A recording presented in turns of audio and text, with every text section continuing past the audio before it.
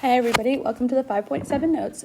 This 5.7 notes is called the second derivative test. And so basically this is another test that we can use to figure out if there's maximum and minimums on the original function. And the purpose of knowing this test is sometimes you're just going to be given different information than you're used to, and you can still make conclusions about that. But in order for us to really understand these things, I want to go over just kind of a concept that we maybe hinted at, but we haven't actually talked about. So I'm just going to go ahead and draw two little sketches down here, and I would like you guys to draw these two. So these are both just going to be original function graphs. And so let's say that I have, this is going to stand for A, and I'm going to draw an absolute or relative maximum at A. So there is, I'll draw a little bit better. There's a relative maximum at A. I'm going to move my A over because obviously it's a little off. So there's a relative maximum right here. Okay, I think that we all agree there. So one thing to notice though is that at this relative maximum, if I were to draw a tangent line there, the tangent line at this relative maximum has a slope of 0. And so that is why when you look at the graph of A, or if you look at the first derivative, that you would see that A crosses the line there. That's why A would equal 0 there. Not even necessarily crosses, but that's why A equals 0 there, because the tangent line there equals 0. So that's one fact to remember, is that if I were to look at the first derivative at A would equal 0.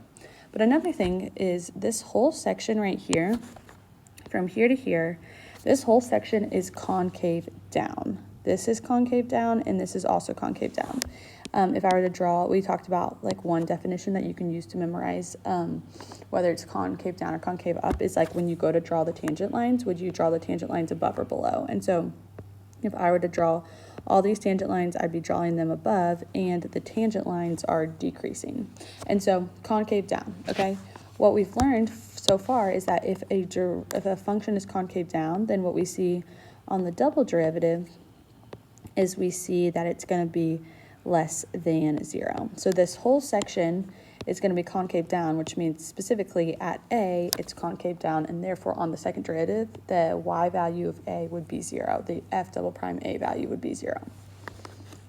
So let's do the same thing, but then let's also think about it if we had a relative minimum instead of a relative maximum. So it's still going to be at A. We're going to do a relative minimum. So this is a relative minimum right here at A. And again, if I were to draw the tangent line here, that would equal 0. So f prime of A equals 0. But this time, this section, instead of it being concave down, is actually concave up. It makes a cup. And again, if I were to draw the tangent lines, I would draw them all under the curve, and then their slopes would be increasing as I go along. And so it's concave down. And so if it's concave down, that means on the second derivative, I would see that section being positive, or sorry, it's concave up. And so what I'd see on the second derivative is that section being positive. So that means that because A is in that section, A is also concave up. And so based on this idea, people have figured out, very smart people have figured out the second derivative test, which essentially says if f prime of A is 0, so both of these two pictures I drew show f prime of A being 0, and f double prime of A is greater than 0. So that was this graph right here, right? We said that f double prime of A, oh, sorry, over here. We said that this one, f double prime of A, is greater than 0. Then f has a relative, well, that's a minimum. It has a relative minimum at x equals A. And then the other one represents the other section. So if f prime of A equals 0, so this hits that condition, and f double prime of A is less than 0, which it also hit this condition, then f has a relative maximum at A. And then the last scenario would be if you were given this information, say you were told that f prime of A equals 0 and f double prime of A equals 0, then the second derivative test is actually inconclusive. And so that doesn't necessarily mean that it's not a max or min, it just means that we don't have enough information to actually figure it out. So let's continue on. So let's look at some examples of when you would use this. This one says, use the second derivative test to determine where h of x has extrema. Justify your answer. Selected values of a twice differentiable function h of x and its derivative are given in the table below. So why this one is really important if you're just given a table is because when we've been trying to find relative minimum and maximums, we've always had intervals given to us. And what we've been doing is we've been taking the first derivative and figuring out where it switches from positive to negative or negative to positive. But we don't have intervals here, and so we can't figure out where there's a switch. We just know a bunch of points on our graphs, on our first derivative, on our second derivative. And so that's why second derivative test is important here, because we have no intervals. And so when you use the second derivative, the first condition that you need to check out is you need to see, is there any place where the first derivative equals 0? And that's only occurring right here.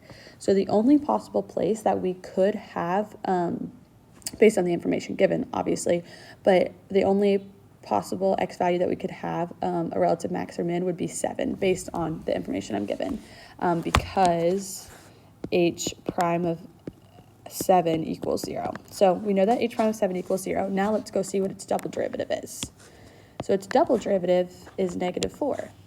And so because the double derivative is negative 4 and h double prime of 7 equals negative 4,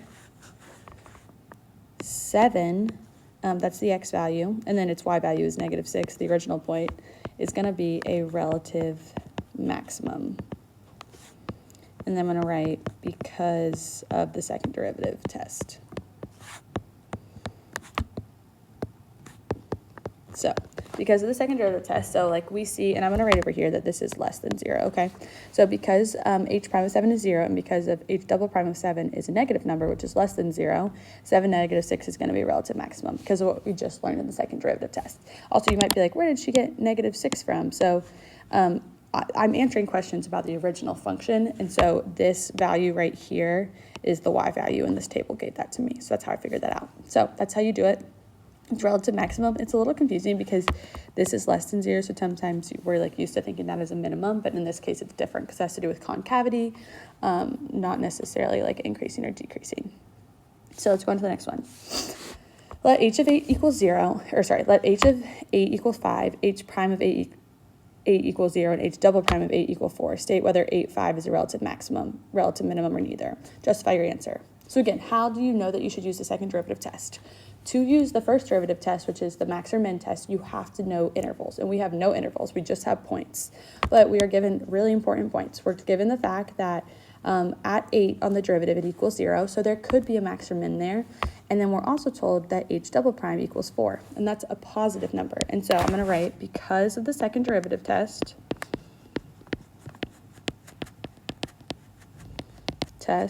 and the fact that h prime of 8 equals 0 and h double prime of 8 is greater than 0, 8, 5 is a relative minimum.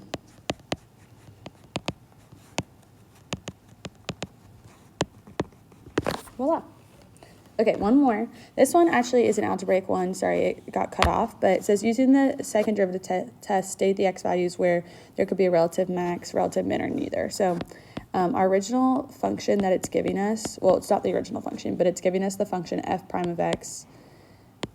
This is what it should have given you. It just got cut off. So this one, we could use the second derivative test. We could also use the first derivative test. And so, but it's asking us to use the second derivative test. So the first thing that I have to consider with this one is where does the first derivative equal 0? So I'm going to go ahead and set, I don't actually have to take any derivatives yet because I first just need to figure out where could there even be possible maxes and mins. And so I'm going to set this equal to 0, and I'll get x equals 0 and x equals 3. And so because I'm doing the second derivative test, I'm not going to make a line test or anything like that because it's not asking me to do that. It's asking me to use the second derivative. And so at this point, I'm going to need I'm going to need the second derivative. And so real quick though, in order to make this easier to take the derivative, I'm actually going to distribute my original function. So this is going to become x squared minus 3x. That's just like so much easier to do for me than if not, you'd have to use the product rule. And then I'll take the double derivative, and that'll be 2x minus 3. And so now to use the second derivative test, I will just plug in my possible candidates. So I'm going to plug in f prime of 0, and that will equal 0 squared minus 3 times 0, which equals 0. And then f double prime, sorry, that should have been a double prime there. F double prime of 3 would be 3 squared minus 3 times 3, which equals, erase everything that I'm saying. I've been plugging into the wrong function, so ignore all of that. I should be plugging into the double derivative function. So f double prime of 0 is 2 times 0 minus 3, which equals negative 3. F double prime of 3 equals 2 times 3 minus 3, which equals 6 minus 3, which equals 3. So because of that, this one is going to be, so I'll just do a sentence. F x equals 0. Let's write it like this, sorry. There is, and you guys can take a guess real quick, there is a relative maximum at x equals 0 because f prime of 0 equals 0 and f double prime of 0 is less than 0. And then there is a relative minimum at x equals 3 because f prime of 3 equals 0 and f double prime of 3 is greater than 0. And that is the second derivative test, and that's all based on the second derivative test. So you also, you sometimes are going to have to use the second derivative test based on the information you're given, but also algebraically, you could always use the second derivative test too if you don't like doing the interval testing on the line. Like if that confuses you, you could just figure out where the possible, where the critical points are. Like that's essentially what we did here. We just figured out where the critical points are, and then you could take the derivative, plug them in, and see if they're positive and negative. The only time that wouldn't really be helpful is if when you plug it into the second derivative, it equals 0, because then it's inconclusive, but there could still be a relative max or minimum there. So that is the second derivative test. Hope you had fun taking these notes. Goodbye.